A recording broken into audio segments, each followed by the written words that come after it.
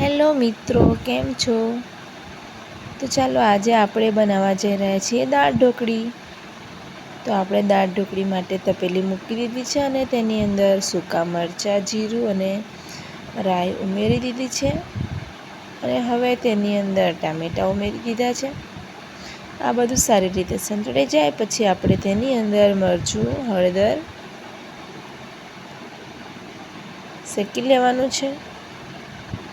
ને સારી રીતે હલાવીને પછી આપણે તેની અંદર દાળ રેડી દઈશું. દાળને આપણે પહેલેથી બાફી લીધી છે. અને જો આપણે ગેસની બીજી સાઈડ ભાત બનાવવા માટે મૂકી દીધો છે. આપણા ટામેટાં સારી રીતે સંતળાઈ જાય ત્યાં સુધી આપણે હલાવતા રહેવાનું છે.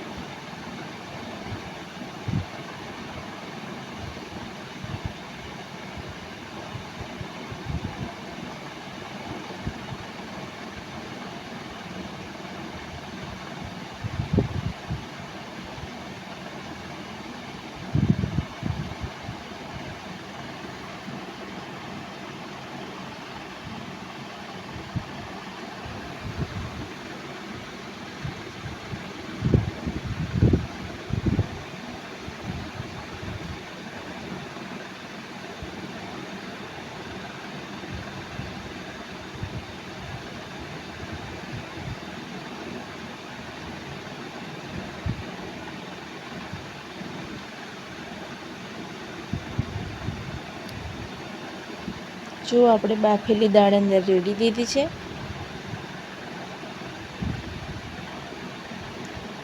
હવે આપણે દાળની અંદર થોડું પાણી નાખીશું અને પછી ગોળાની અંદર નાખી દઈશું થોડો ગળ્યા માટે.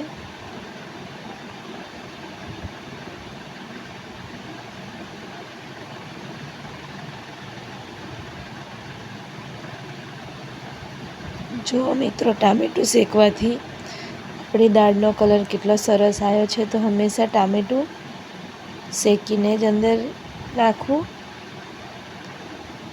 અમુક લોકો શું કરતા હોય છે કે ટામેટાં કાપીને દાળમાં ભેગા બાફી લેતા હોય છે, પણ એ રીતે ના કરવું જોઈએ. એ રીતે આપણે ટામેટું નાખીએ તો દાળનો બિલકુલ પણ કલર આવતો નથી. આ રીતે તેલમાં શેકીને કરીએ તો સરસ દાળનો કલર પકડાય છે. ગરમ મસાલો અને ધાણા જીરું એડ કરીશું.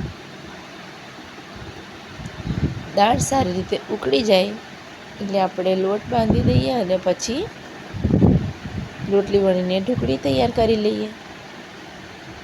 તો જો મિત્રો, આપણી દાળ સરસ ઉકળીને રેડી થઈ ગઈ છે. હવે આપણે તેની અંદર ઢોકળી નાખીશું.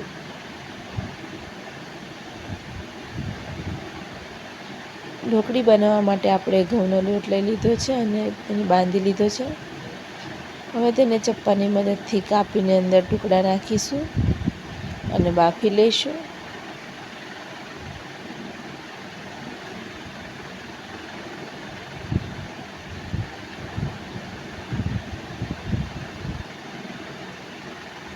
જો મિત્રો, આપણી નિધિ હવે હેલ્પ માટે આવી ગઈ છે અહીંયા રસોડામાં.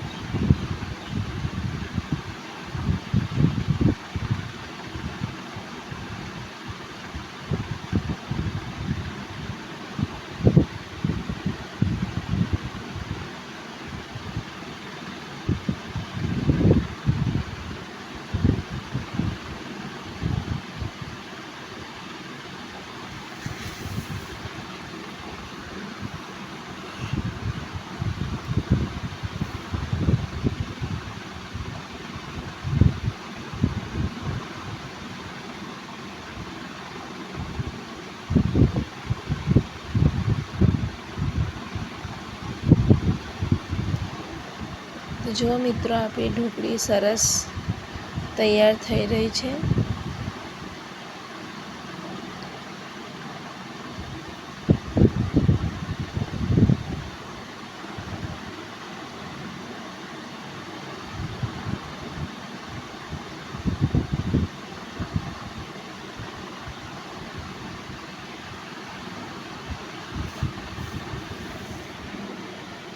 ચાલો આપણી ઢોકળી બનીને તૈયાર થઈ ગઈ છે. હવે આપણે એને સર્વ કરી દઈએ. તો મિત્રો, દાળ ઢોકળી આપણને કેવી લાગી? તો સારી લાગી હોય તો લાઈક, શેર અને સબસ્ક્રાઈબ કરવાનું ભૂલતા નહીં.